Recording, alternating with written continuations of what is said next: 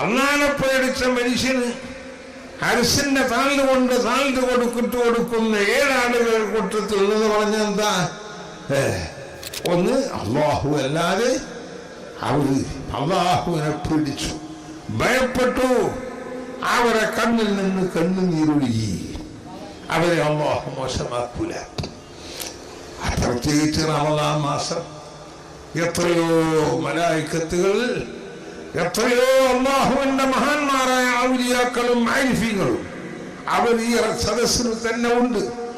എത്രയോ മഹാന്മാരായ അർവാഹുകളും ഇവിടെയുണ്ട്, മലായിക്കത്തുകളും ഉണ്ട്. നമ്മൾക്ക് അവരെല്ലാം ബർക്കത്തുണ്ട്. നമ്മളെ ദുആയോടുകൂടി അവരും മാമി ചെല്ലുന്നുണ്ട്, അവർ നമ്മൾക്ക് ദുആ ചെയ്യുന്നവരാ. എന്നിരിക്കെ നമ്മളെ ദുആനെ അല്ലാഹു ഖൈബാക്കൂല.